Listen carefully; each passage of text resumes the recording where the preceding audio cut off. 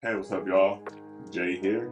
This is Jey and Meka's channel. As you see, Meka's not here right now, but we're gonna keep it moving. So today, doing a review of Powerbook 3, Ways of Kanan, Season 4, Episode 9, titled "It's About Time." Um, this is gonna be a recap of it, but thank you for joining me. Give a like, comment, subscribe. Check out some of our older content. We've been doing this whole season, some seasons on some other shows too. So give us a view, check us out, give us a like, comment, subscribe, and we appreciate it, and thank you. All right, so as we know, the last episode ended off with Kanan's girlfriend, Crystal, being let off of a bus by the two police officers that were said to have, gotten rid of Famous. And this episode starts with her kidnapped in this dilapidated room and whatnot, looking very disheveled and, you know, everything like that. So we end up seeing that Pops of Snaps and Pops is the one who actually took her, for her own nefarious reasons, trying to see what information she knew or whatnot.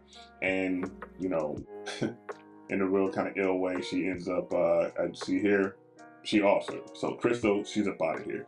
You know what I mean? It's not going to go over too well in the future, but, it is what it is. She's up out of here. Tying to that, we see when Rod goes and talks to Juke and Kanan, telling them that she's seen Crystal come to see her before she disappeared, because, Kanan and Juke are trying to find Crystal to no avail. Obviously, they're not going to, at least not alive, So you have that going on, and this is part of, Kanan actually going while he's trying to find her. He pulls up on the stepdad, or whatever, the mom's boyfriend, whatever, because Crystal was staying with him for that reason, and questions him, and, ends up, firing on him, you know what I'm saying, and showing him the bottom side of his Timbs and whatnot, which, good, deservedly so, dude with a creep, and obviously, there was some possible SA type action going on with her with Crystal, so, he seeks revenge, and he does one of the pettiest things at the end when he walks away. I love this scene. There's the bucket, because he's a janitor. He kicks the water so it spills all on once he's down in the fetal position on the ground. I thought that was really a nice little touch. Nice touch of pettiness there. Loved it. We see David, the shipper, the guy that ships that transports the merchandise for Rock and whatnot. He's been reckless all season. You know what I mean? Like, not paying attention to anything whatsoever. We see him in the club, living his life, doing what he's doing. But we see him get offed. And he gets offed by Baltimore Ravens star MVP quarterback Lamar Jackson. Makes a cameo in this episode. Just shows up, pretty much takes David out. That's pretty much the totality of his time in the episode. But hey, he played a significant role. He gets in there and he does that and whatnot, so can't complain. So this is kind of from when Marvin went and offed Lonnie, Early's cousin, the one that went and did the work with Early, which is causing Marvin trouble. And Early pulls up on him. It's like, hey, we know what you did. That's my cousin. You off my cousin. And Marvin pretty much said, man, if I did, what are you gonna do about it? You're gonna do nothing. You know what I'm saying? Like, you're not gonna do nothing to him. And that's kind of how Marvin was carrying it with him in this episode. So fast forward from that, we go to Rock and Marvin going and meeting Stefano to talk to him about, business or whatnot. And during this meeting, Stefano lets Rock know, one, because Early, I didn't have a slide of it, but Early actually goes and talks to Stefano and tells Stefano that Marvin okayed him to hit the guy that's part of, connected to Stefano or whatnot, which is causing all this stuff. So now Rock knows that, and Stefano also plants in her ear that Marvin was trying to talk about replacing her with himself with Stefano. Even though we know that's not the case. Stefano was the one that suggested it. It wasn't Marvin.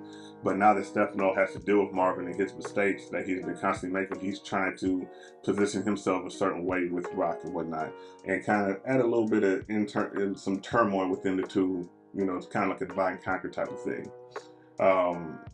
Stefano's going to be a problem. You know what I'm saying? But again, love this character, love that it's played by Tony Danza. But that was a nice little, have Marvin leave, talk to Rock, tell Rock what's going on with Early, and then tell Rock that Marvin's doing this, puts Marvin in a bad place. Speaking of bad places, a few seasons ago, Marvin had a friend that, ended up ODing. He had or a daughter that went into foster care. So he goes to check on this child from time to time, and he sees her with her new foster parents because he went to school to check on her. She's been out of school for weeks. He goes to check, and it's like a dilapidated home that they're in. And eventually what ends up happening is he finds her locked in the back room, and during him breaking in to, help her because she's screaming for Uncle Marvin, he ends up offing the two foster parents. Marvin's being super sloppy. He's been being super sloppy all season, actually. I think there's probably only been one calculated body that he's caught that, didn't have some mess attached to it. And this is very messy. This could come back on him. There's a lot that could come back on him. So we're going to see. But yeah, so his body count this episode is up to 2 already. And he definitely has the highest body count in the season. I think he's probably off at least 7 or 8 people this season himself. So,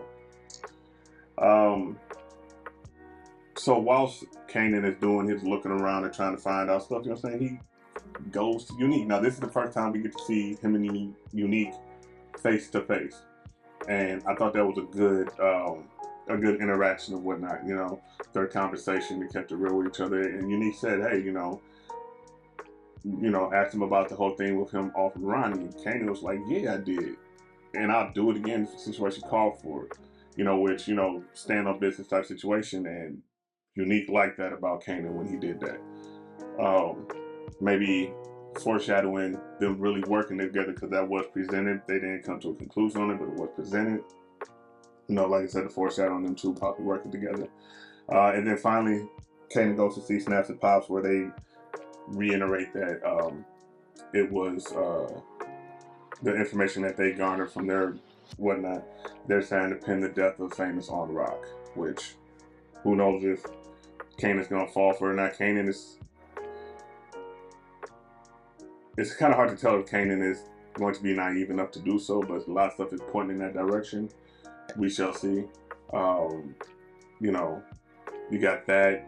We know Snaps and Pop had to do with Crystal being off. Juke knows this because she actually talked to Officer Garcia, and he told her that they found the body, but they didn't tell her, who did it. But she knows that Crystal's dead. Kanan doesn't know it yet. So I guess the next episode we're gonna get to see how he reacts to that. Who knows? And finally, we get Lou, who's come back to the fold, stopped doing music and everything. He's like, "Yo, I'm back in the streets with my family," And him and Rock roll up, and go and talk to Unique.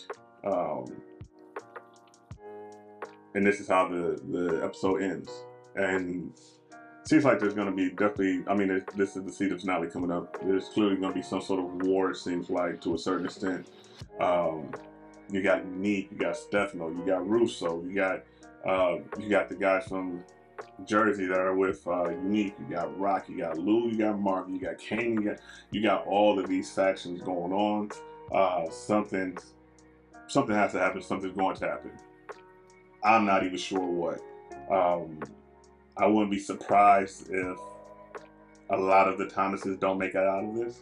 We know Kanan will, and we know Juke will. Those are 2 people we know that, at least as far as surviving, will survive.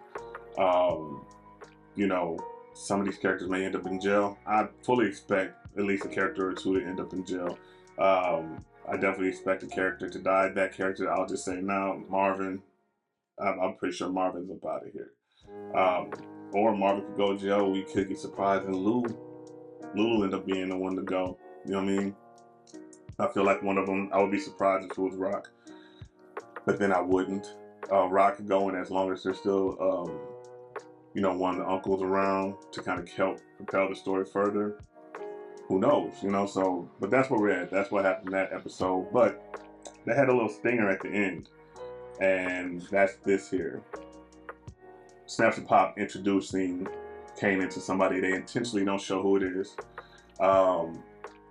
Fully expect this to be Breeze. There is an actor that, and I'm not going to say it because I don't want to spoil it. If you look around, you know there is an actor that has been spotted on the scene because they've done season 5 already, I believe, or in the process of finishing it up. And he's been seen in. If he is Breeze, I can see it. The age range is right. He's a good actor. You know, I don't think it's unique. I would be very surprised if it was unique that they use as Breeze. I think this is the perfect opportunity to introduce somebody new into the fold, especially if we end up losing some legacy characters. So yeah, you know, I liked the episode. Thought it was a good episode. I'm just really looking forward to seeing how they wrap this season up. It was a decent season so far. I think it's going to have a big climactic end to it, something maybe even a cliffhanger to kind of hold us on to next season, like a really good one. And I think Breeze being part of that would be huge. We might even get to meet a Ghost and a Tommy, you know, in some sort of ancillary way. You know, so we're going to see. We got a couple more days to go here. But hey, that's my recap of Raising Kanan, episode 9 of season 4. So let me know what you think. Hop in the comments. And again, give us a like, comment, subscribe. This is Jay for Jey and Meka. Talk to you.